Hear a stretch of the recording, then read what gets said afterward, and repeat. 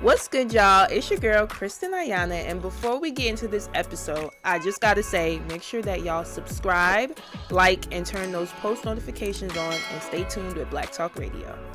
Welcome to Black Talk Radio, hosted by Kristen Ayana. Listen as we discuss the latest in Black culture, Black news, and Black entertainment. What's good, y'all? It's your girl, Kristen Ayana, and welcome back to Black Talk Radio, where we discuss the latest in Black culture, news, and entertainment. Now, I am very excited because I got a special guest. Who have with me today? You say who you have with you today? Oh. Yes. Hi, my name is Chris. Nah, it's your boy Prime, the big one, not the little one, and we here today with Black Talk Radio. I want to thank you so much for coming today. Like I was saying a little bit off camera, like I really don't interview a lot of people in the sports world. What you got against us? Nothing. It just the opportunity never presented itself. Well, it presented itself today. Hello, it's on the table for you. So I'm definitely like looking forward to talking to you. I appreciate you for having me. Yeah. So for those who like may or may not know, can you just tell us where are you from and what made you get into boxing? So I'm from Brooklyn, Flatbush to be exact. Okay. I don't know if you know where that at, but I know where that is. We in Flatbush to be exact, and I just was a rebel as a child. I was always fighting. I had some shit called we can curse, right? Yeah. Okay, mama.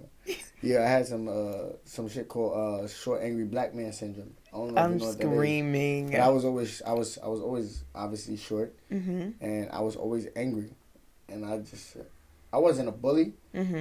I actually defended people that got bullied, but I just had that always in me. Like I was always fighting. So that's when I was like, I need to do something. And I seen Floyd Mayweather on TV. He was throwing money like, yeah, I'm about to make a couple M's. He said something. I don't remember what it was, but years ago it was millions. I said, for fighting? And I'm out here fighting again. For free? Nah, this shit some bull. So nah, I gotta go. I'm doing the wrong shit. Like, and straight from there, it was just like, it was no turning back. I knew boxing was my calling after that. Wow. What was your upbringing like? Just like growing up in Brooklyn? Bad. It was bad. Gangbanging. Always fighting. Doing just... I felt like I didn't have no real, like, big brother. Or, are you only child? No, I do. I'm not only child. I got a lot of brothers, but they're not big brothers to me. Nobody... I don't have that. Like... But I feel like I ain't have, like, no real role model in my life that showed me, like, oh, yeah, this the ropes to do this. Like, I feel like all black people was born to fail. Most, not all, most. I get what you mean, though. Black people like, born to if fail you don't have... Because it's so easy to fail. It's hard to be successful. It's right there. Like, to fail is right there. To be successful... It's right there. One blink of an eye, you can turn around, you fail. It's over. Like, it's just a lot of people... It's just up to us, like, what we put our mind to, what we want to do. I always told myself as a little kid, I'm going to be successful. I don't give a fuck what it was. When I used to deliver weed for the drug dealers, is that if I was going to be a drug dealer, I would have been the best drug dealer in the game. If I was going to be a stripper, I'd have been the best stripper on that pole. You feel me? Whatever it was, I was going to be the best at what I did. And that was my mindset always as a kid. So I would play football. Football was my number one sport. A lot of people don't know. Okay. But football was my number one sport. I love football to death, to this day. Yeah, you just said you got to watch the game. Yeah, I'm over here looking at my phone, looking at the scores like this. But if I had an opportunity to play football right now, they say come to college to play football, I'll go play. Really? I swear to God. Wow. I love that sport. Okay, so when you were younger, you started off with playing football. Yeah. But you know what's crazy? So back in the day, well, I don't know if still they do that because I have a football team. I own a kids football team. But back in the days, to get on the team, you had to pay like $300. My mom got 10 kids. My mom can't afford $300 for me, and I was the worst kid. So I'm the middle child. So I was the worst one. Like out of everybody, I was terrible. So she definitely wasn't gonna pay $200 for me to get on the team. But I used to go to the football field all the time and watch the kids play, practice, and play the game. And then after, the kids would do like a little play game, like play around football. And I used to go and play. I used to kill them every time. And they used to call me Speedy Gonzalez because I was so fast. So the coach seen me play one time, and he's like, "Yo, like, you should sign up for the team." I said, "I can't afford it." And he let me play for free. Wow. And then from there, football just was like, "Yeah, nah, I need to be a football player." Like, I was too good at football to be like not following through with it. Mm-hmm. But what made me stop completely is like when I went back to high school. I dropped out of high school, went back, but I was already boxing though. But I made it to the point. It was like, oh, I'm gonna go back, but I'm gonna play football. Okay. And then the years like that year, there's like PSAL. You know what PSAL is, right? Mm. So like all the sports is on PSAL for New York. Okay. That's where they keep all the stats and everything. So they came through. They checking all the everybody grades from last year and all that. They see I had no grades. They kicked me off the team. Ooh. I'm tight. Mind you, I just got into that school. I really just signed up to school. To play. To play football. That's why I signed up for school. I was going to finish, but I had to play football. The football was going to keep me in school. And when they keep me off, that shit just discouraged me. I said, fuck this shit. I'm going to back to boxing. I'm going to stick to boxing. Wow. Okay, so when you dropped out of high school, yeah, you went back and your motivation was football. Yeah, but I was still boxing though at the same time. But you were still boxing. What made you like drop out of high school and Oh, I dropped. What he said? Who said that? NBA Youngboy. He said dropped out of school to chase my dreams. I had something to prove. I put my all into this shit, man. I can't fucking lose. Quoting NBA Youngboy is frying me. But it's crazy because I don't normally quote NBA Youngboy. Yeah, that's not somebody I listen to. But that one song, I used to listen to that all the time growing up, like especially boxing, because that I listen to music that got meaning to me, and that song had meaning. Like that's exactly what I did. I dropped out of school to chase a dream. I wasn't one of them kids that jumped out of school to play the block, play the court. Right. Never. I never left school to hang out. I never left school for no females. Only thing I left school for, I go to school and I make sure I leave by 7th period to get to the gym. I make sure I was the first nigga in the gym and the last person to leave. Wow. That was my mission. So walk us through your boxing journey now. You boxing in high school. When did you actually start boxing? Okay. I started in middle school. Yeah, I started in middle school. So I only started the box school because I was supposed to fight this kid, one of my friends, because he was trying to be a bully. And I'm like, yo, dude, stop bullying the kid. He's like, you're talking crazy. I'm like, I'm not this kid, bro. I really trash you up. Like, and he said, oh, let's go to this gym, this boxing gym by my house. I'm like, boxing gym? I ain't expected to be what it was when I walked in. I thought it was just going to be a ring. We could put on some gloves like we in a game, like we in a video game. And I thought I was going to go there and I was about to crash him out. He got so lucky, but when I walked in, it was a whole gym, coaches and shit. I seen a whole bunch of kids. I seen a poster with this kid, and his name is Bruce Carrington. He's professional right now. I seen him. I'm like, damn, that nigga. But he came up to us and said, it was 3 of us. He said, I'll fuck you up, and you up. I said, what? Come outside. The whole time, I didn't notice that he talking about the ring, though. Yeah. So I'm like, all right, come on. But I didn't know how many fights he had. Nothing. Right. I didn't know nothing about this kid. I'm looking around the gym. All you see is this kid all around the gym. He in pictures with Mike Tyson, Floyd. He in pictures with everybody. I'm like, damn. But I was never no scary type of person. So I'm like, all right, but that right there motivated me to come to the gym every day because I wanted to fight that kid. And it's crazy because when I started the box, he took off for like a year. He quit boxing for a year. But my motivation was every day I came in that gym, I said, where that kid shoot Where he at? Where he at? And then when he finally came back, I was decent. I had a couple fights. I probably had like 10 fights by the time he came back. But I was decent. I wasn't like him though. But I was a winner. I was a winner. I always been a winner type. I always had that mindset. Like my first amateur fight, I only been training for 2 weeks. And I fought some kid. So in boxing, it's something called open and novice. Novice is like less than, you got 10 fights or less. Okay. Open is 10 fights and open. Okay. And over. I signed up to go novice because I had no fights. They didn't have nobody in my weight class. I was mad little. I was 85 pounds at fucking 14 years old. And the kid that they had was 85 pounds, 14 years old or something like that. But he had 30 fights, no losses. Oh, damn. I'm sitting there like this. I remember that shit like yesterday. I'm eating a sandwich. I'm trying to eat the sandwich though, actually. I try to take a bite out of it. I'm shaking. I'm like, damn. Cause they like, do you want to fight him? I'm like, yeah, I'm here. I already came here. I didn't come here to waste my time. Right. I came here to actually fight. They're like, you sure? He 30 and all. I'm shaking, nervous and shit. Not knowing the whole little nigga. He littler than me, too. He looked littler than me. He's over there sham bricks. They looking at me like, oh, this black, big, muscular black kid about to kill me. He ain't know I was really trying to kill him. I beat the shit out of him, though. I really beat the shit. And it's crazy because he hated me for so long because I beat him. I broke his record. Gosh. And just imagine how that feel after 30 wins. You Yeah. lose to a nigga with no fights. With no, right. Like, you get me? But that was just my calling right there. That kid that told me, his name is Bruce Carrington. He told me, I'll fuck you up. If he probably never said that, I would have never boxed. Probably would never even came back. But It's I was so just crazy not gonna let how nobody talk to me like that. everything, like... Words could control you. Like, the words could turn you into something serious. Like, just about somebody saying one little thing. But everything happened for a reason. For sure. Now, I'm thankful to be here. How do you prepare for a fight mentally and physically now, to the point where you are? Like, what goes through your mind? Mentally now it was a little different. But from... I went through these like different stages in my career. Mm-hmm. When I was broke and homeless, my mindset was, yeah, this shit gotta change. Right. This shit can't happen. Then I started to make some money. I'm chilling. I live in Manhattan. Then I moved to Jersey, buy a house. Then it's like, oh yeah, now I got a lot of money. Now I can do whatever the fuck I want. Mm-hmm. Then my mindset was like, oh, let me just go in there and fight because I'm good. My skills is great.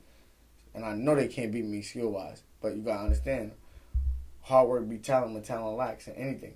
Right. I don't give a damn how much talent you got. And then I started to get too comfortable and just, let me believing in my talent. Took loss. Came back, took win. Beating people that they're not expecting me to beat. And it's like, then it got to a point where it was like, last year I was thinking about retiring. Matter of fact, this year I was thinking about retiring. Why? Because I wasn't hungry for this shit no more. You can't do this shit. You can't play this game. This is, you know how they say sport, basketball, football, soccer. All do you feel like it killed, like, if you let it, it'll like kill you in a sense? It kill a lot of people. A lot of people end up just doing it for the money. Can't do it for the money. You gotta love this shit. If you can't love, you don't love it. Like, I was gonna walk away from this money. I was ready to walk away. I didn't care. What was the turning point that was like you're gonna walk, that like made you feel like they called me for that last fight, and it was like, it was in Brooklyn. I haven't fought in Brooklyn since 2019. They called me to fight in Brooklyn. He said, yo, B, Mike, I've been on the couch chilling, drinking, smoking hookah, just chilling. Not worried about it. No boxing. Called me like, yeah, bro, I got you. I want to get you to fight in this car. I got up and I went running right then and there. I don't even run. I went running right then and there. I said, all right, yeah, let's go. Come on, we're going to do it. And it was just the motivation. Then I met good people. I ended up meeting, like, before I used to be with a lot of people. But you know how that goes. Yeah. When you up and you winning, everybody want to be around you. Yeah. But a lot of people didn't leave. I cut a lot of people off on my own end. Mm-hmm. Because it's better that you see it than before it even happened. You get me? And I met certain people, and shit just got good. And it was just like, I was already motivated. My motivation, I was feeling to go to the gym every day for this fight. I'm like, yeah, I got to be in the gym every day. The days I didn't go, I was losing in the house. Like, damn, can't go to the gym. I just felt like, at that point, it was like everything was stacked against me. God put everything stacked against me to see. If what Rod Wave said, God give his toughest battle to his toughest soldiers. Right. Real shit. He gave me that battle. I had no car to get to the gym, no license. They took my license away. I was just fucked up. Like, I was mentally, physically, I just felt fucked up. And I had nobody, I felt like I had nobody I could call on. How did it feel once the fight was over? I mean, it got better before the fight because it was just like, my mindset was just locked in on the fight. I'm like, yeah, no, this is my second run at this shit, at this sport. I'm going to do it again. I said, if I get through this fight and I feel good, I'm going to start. I'm not going to stop. I'm going to do it again. I'm going to fight until I get another belt. Wow. I made that my mission. I'm going to fight until I get another title. And then I'm going to retire. I'm going to retire from this shit. This shit not going to retire me. How do you feel like, just being a black man in sports? What has that experience been like for you?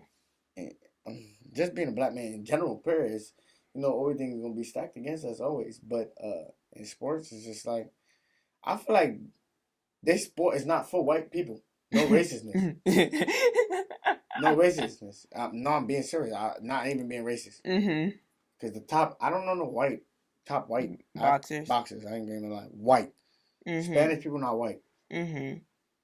So I'm saying like I don't know, but I don't want to sound racist though. Don't come at me. We're not. You're not gonna get canceled. But I'm just saying. I don't know no. But I feel blessed to be in this position that I am. I keep getting opportunities. Like when I think about it, I be thinking like to myself, like, yeah, damn, God know what He doing. You really got a plan. When they say God got a plan for everybody, that's true. He really got a plan for me. Whatever the plan is, like I said, if He made me retire, He want me to be slinging trash in the trash can as a sanitation or whatever He want from me, I'm gonna do it. I'm gonna stick to my plan and do what I gotta do to make shit happen. I love that. After your fight, did you feel like, what did you do after? Like, you wanna know what's crazy? So back in the days, I used to go after the fights, I was going to the club. And congratulations, by the way. Thank you. I used to go to the club and ball out. Have a time. I'm leaving there black and blue. And blue. Yeah, like I was. Now, I went to the club after because they booked me. Mm-hmm. They ain't booked me. I was not coming. I would have went straight to the bar. We could have went to the bar and just relax and just chill. But I went to the club. I had one drink. Oh, I'm getting up there. Nah, is crazy. Is diabolical. But I literally had one drink, and I'm feeling good though. I'm chilling. I ain't drunk, nothing. I ain't tipsy, nothing. I'm good. I'm sitting there the whole time. I swear to God, I'm thinking about the next fight. You ready? I swear to God. I called a promoter the next day, my boy. I said, what we doing? When the next fight? I went back to the gym. I said, when the next fight? It's just that you gotta understand when you experience certain things, you know what it's like to be poor. You know what it's like to have money. You know what it's like to be fucked up. You know what it's like you experience everything. Right. You gotta make the main focus. You can't be in one foot in this bitch and one foot out in this sport. Right. You don't play this. You play basketball, football, soccer, all of this other shit. You play. You can't play this. You can't play this. This ain't no fucking video game. You go in there. We risking our lives. It's gladiator versus gladiator. He's trying to kill me, and I'm damn sure trying to kill him. You get me? So it's like you gotta really take this shit serious. And I'm at that point in my life. I'm still young. Mm-hmm. How old are you? Like sweet wine. Don't worry about that. See, you asking too much questions on camera. On camera. You told me it was an open book. I'm 29. I just turned 29. Okay. Yeah, I just turned 29. But I'm young for this sport. I don't even box for 15 years, I think. Only 15 years? That's nothing. That's a long time, though. If you ask the kid that I walked into the gym, how many years he was born, how many years he's boxing, that nigga probably had 20. That's only 5 more than you. He's younger than me. Okay, all right. He's probably had 20 years boxing. He's been boxing since he was 8 years old. Wow. He's 1 year younger than me. He's been boxing since he was 8 years old. Do the math. Okay. Like, I'm new to this sport compared to a lot of people. Mm-hmm. All of the Shakurs, all of the big names, all of them been boxing way before me. Do you feel like you have been like welcomed into the boxing community? Nobody can not welcome me into nowhere. Cause anything I want to do, I'm gonna do it. I'll kick down any door. Any shit can't stop me. You have to call a cop. Call the cop. Respectfully, cause that's just me. I don't let nothing stop me. Of course they didn't welcome me. It wasn't like they wanted me to. When I started to win in amateur boxing, I didn't have much fight. I was amateur probably for 4 years. I won every big tournament there was to win. I was the first American to qualify for the 2012 Olympic. 2016 Olympic. I turned pro because I chose to turn pro and I wanted money. I wasn't waiting around, and it was too much politics in this boxing shit that I didn't want to deal with. So I turned pro because I needed money. I was tired of being fucked up. Man, this one sneaker for the whole school year. Yo. Come on, that's crazy. So one thing I do want to ask you, right, is like now you've reached this level in your career as a boxer, and we talked a little bit about like your childhood and your upbringing. You have 9 siblings. Mm-hmm. What does your family think about your boxing career? Nobody, no. What, now or then? Let's talk about both. Before, nobody believed in me. I don't know if they do now, but if they do, if they don't, give a fuck. I don't care. That don't got nothing to do with me. I'm still gonna live my life. At the end of the day, I'm still gonna do what I want to do. But especially when I was young, nobody. It's probably like 2 people. One of my teachers that still support me to this day from middle school, and my teacher in high school, Miss Geller and Mr. Brown. It was probably the only 2 people that ever believed in me in this boxing shit. Cause I used to tell them, they thought I was playing. I used to go to school, beat people up. In middle school, it's in middle school though. When I got kicked out of public schools, they sent me to the jail school. I was in middle school in school with 18-year-olds. So I was crashing them. It's some of them that's in jail right now doing life. Wow. It's crazy. That's for another day. But look, it's crazy because I used to beat people up. In middle school, I was actually decent. I used to do work in middle school because I was trying to go to high school. Okay. But then I was actually decent. No, yeah, I actually my average was probably I had a 90 before. A 90 average before in high school. Okay, fine. That's good. That's good. That's A. Yeah, that's. But then when I got to high school, my mindset was just boxing. I didn't care about nothing else, and nobody used to believe me. The teacher used to be come to school. Boxing not gonna work. I used to make the newspaper, daily news in New York a lot, or a magazine. I'd come slap it on the teacher desk who the fuck is that? What you talking about? Says I ain't gonna do what? Matter of fact, go turn on your TV. Go when you go home, turn on your TV. Turn on channel 11. I'm gonna be on there tonight. What are y'all talking about? They never. Only one person. And I remember she told me, go write. One of my teachers, Ms. Geller, she told me, go. All of us write about what we want to be when we get older. Oh no, what college we want to attend. I said I looked at her. I said I don't want to attend no fucking college. I'm gonna be a boxer. I'm gonna be a champion. That's it. Right. And still to this day, she just said it in my we had it in my new documentary that's on Tubi. It's called Boxing Raw and Uncut. She said it in there where that look I had in my eyes was I didn't stutter. I didn't. Knew. I knew what I was gonna do. Right. I said what I'm gonna do, and I knew I was set out to do it, and I went out there and did it. Everything that I said I did, I did. I love that. What was it like recording that documentary? I mean, it just felt real. I did one already. This is my second documentary. My first documentary is on Netflix. It's called Counterpunch. I got nominated for an Emmy. I lost to LeBron James, but that's LeBron. That's the best. That's the best in the world. But even to be in that predicament like that, right? Being nominated for an Emmy is amazing. I was in the Emmys in Beverly Hills. I was staying in Beverly Hills in a hotel. I was still young. I remember they gave us the room service and I guess their car was Netflix. Car was on the room or something. Gonna let a little nigga like me from the hood come to Beverly Hills and you think I'm not gonna order everything on the menu? I'm screaming. Shit that I don't even know what it was. I said shrimp scampi. I think I called. I said let me get shrimp scampi. I ordered literally everything on that menu. My room was full of food and shit that I didn't eat.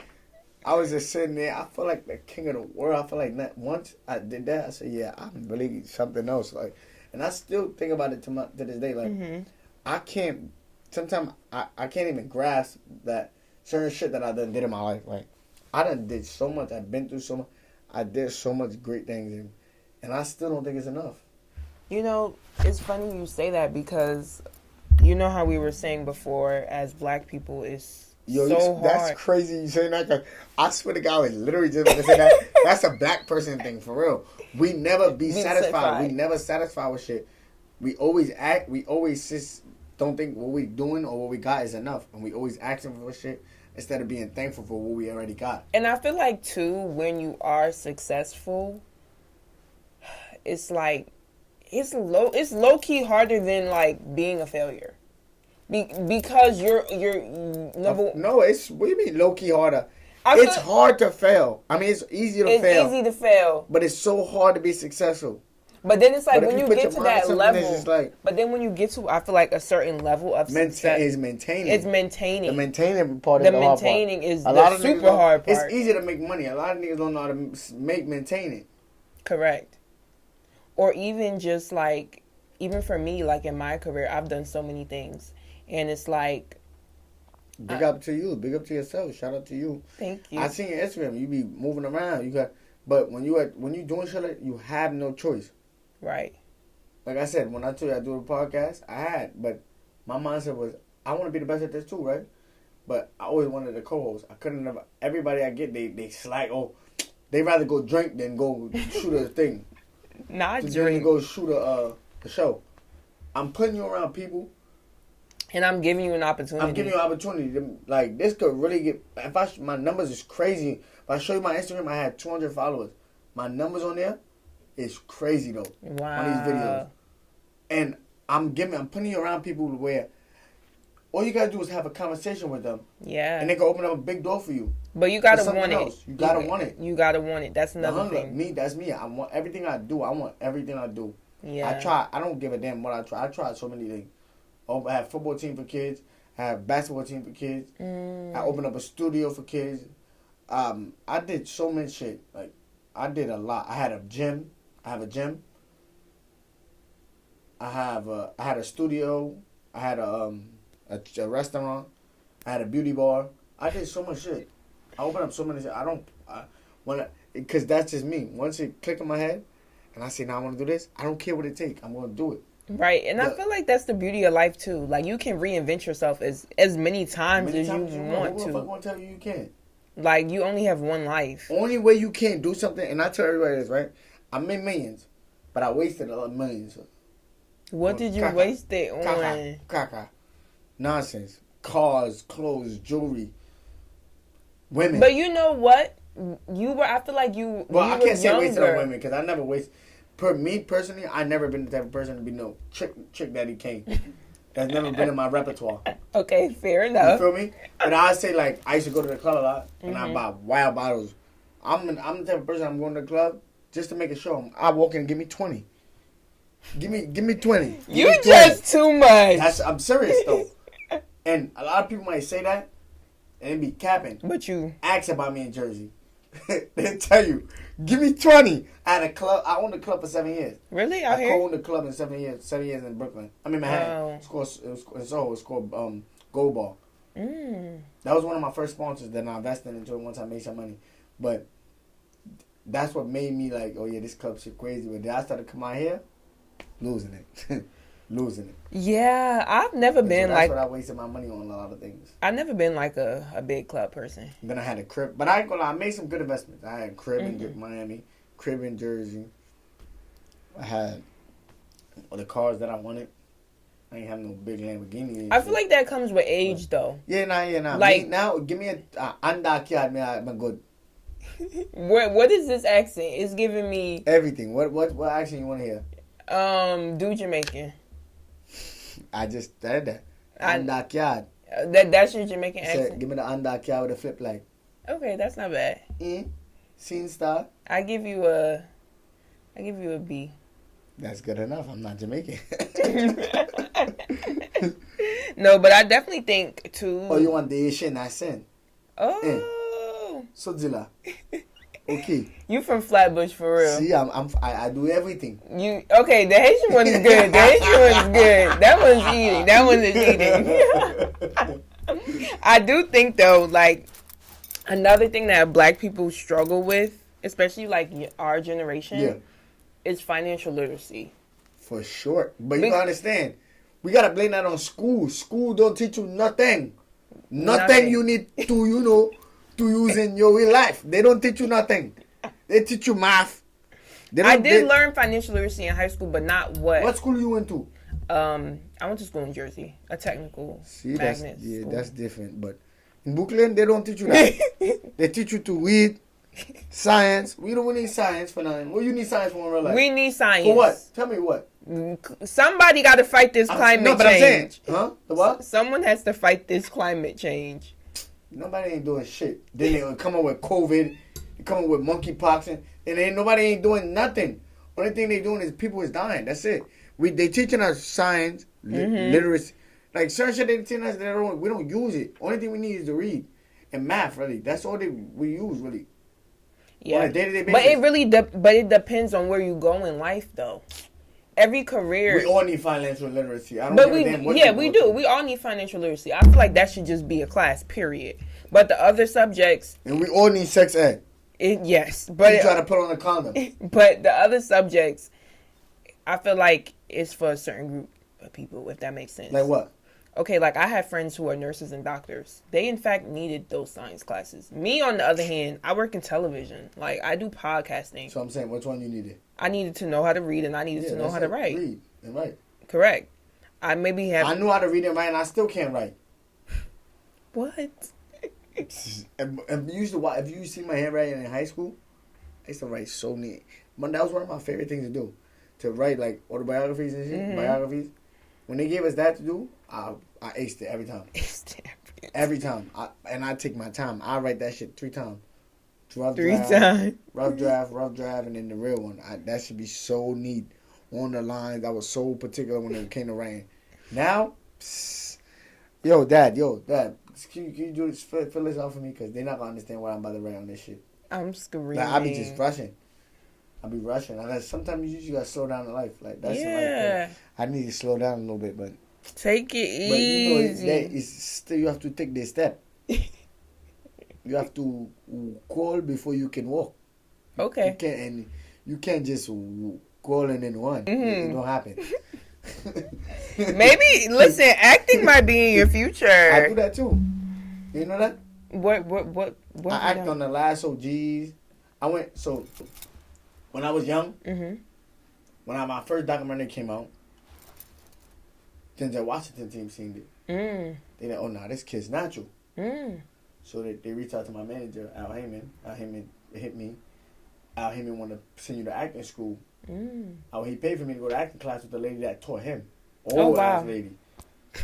Lady old. Like, how old is she? Like farting dust type shit.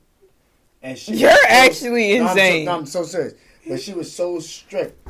So strict. Oh my God. That was one of the worst experiences I had in my life. I went in that class a couple times. Every time I went, I never got a yes. She never said what I was doing was not even decent. No. Again. I'm like, if I come in with a shirt like this, it was soaking wet by the time I left. I swear to God. I'm like, I'm not coming back to this shit no more. Tell Denzel Washington I ain't come back. So they wanted me to act in Equalizer 2. Mind you, I never seen Equalizer 1 at that time. I never watched. I'm not a movie person. So I never seen Equalizer. I went to go watch that shit. I'm like, damn, this shit good. And that nigga Denzel Washington, he's something else. He wanted me to be the kid. You ever seen the movie? No, I haven't. I need to, though. Go watch that movie. Oh my God, that shit's too good. I was supposed to play Miles, one of the main characters. And I remember I kept asking him, like, I don't think I know how to act how to get shot. I don't think I know how to act that. I remember I kept saying that to him. He's like, nah, don't worry about it. We're going to teach you all that. But I was supposed to be in that, but I turned it down for a fight. I was turning to fight in Brooklyn for the first time. That's when Barclays Center first opened. But regret it. But I can't say I regret it too much because it put me in a position in the sport of boxing that made me get to where I am now. Right. One fight closer because it was a big opportunity. New York versus New York. Undefeated versus undefeated, and I beat the shit out of him. You always beating the shit out of somebody. Yeah, I beat that nigga across my lap and spanked him. Like, but watching back that movie and see how much money that movie made, I'm like, shit, but I could have been out the hood. Damn, why I didn't do that shit. But I regretted it. But it's still, I said I'd never turn down something again. Then, what's the British? He got like a London accent. It's a Top Boy. No, acting. No, he's an actor. His name. Damson? No. Idris? Damson Idris. Oh, I didn't know that was his first name. Oh no, Idris Elba or something like that. Or Idris. Wait, my brain is... You got me trying to make me look fried over here. My brain is like mixing them up. They called me for one of his movies. I turned it down again, like a fool. But I didn't even know what the movie was. I still don't know what the movie was. I ain't really paid no attention. Okay, the next acting call, you gonna answer? No, but then I started to be cool with Tracy Morgan. I was like my best friend for a while. And he said, yo, kid, put you in my show, kid. Like, yeah, man. I'm like, all right, what's up? Let's go. Fuck it. Put me in the show with the last OGs. You know that show? Yeah, I've heard of it. I was in that show. And then, what else I did? Oh, now I'm back working with acting, man. I got a manager now for acting and modeling. I just started that. Okay, how's that? Nah, that modeling shit, I don't know. That shit hard. That shit, it's not, Why? it's hard because it's not for me, but I'm just leave it. It's just not for me. I don't think it's for me. Yeah, I know and the way they talk to people and all that and the scenery, it's just not for me. But I'm not going to quit, though. I'm not going to quit, though, because I'm not a quitter. Right. And I know in life, it'll take one. Mm-hmm. One photo could get there and then it'll be boom. Like, and you rich. You rich. You bro, rich. please. You in Paris. You in France. You rich. So it's like, I'm not going to quit. But the acting, I'm getting back on the acting. You know Tyson Bedford? Sounds familiar. First African-American model. Polo model ever. Yeah, I've heard. So his mom is my manager. Mm-hmm. She works with so many people that help, so many top people. She's my manager, so she helped me for acting and modeling. So shout out to her. And that's okay, we gonna see you on the billboard. billboard. I ain't gonna lie. This world is nothing you can't do. Only way you ain't gonna do it is if you tell yourself you can't do it. Right. Like, so I'm trying to do everything, and like I just posted it the other day. I'm so thankful that God just giving me so many opportunities, opening so many doors for me to do other things than boxing. Mm-hmm. Yeah, I love that. Now, my final question for you, if you could leave, your supporters with one thing to remember about you, what would it be and why? Oh, no, that's easy. What? You did that. I thought it was going to be a hard question because I always said this. I don't want to be known as one thing. I just want to be known as a great man. That learned a great man, a great father, great son, respectful to his elders. Fuck them other little niggas. But nah.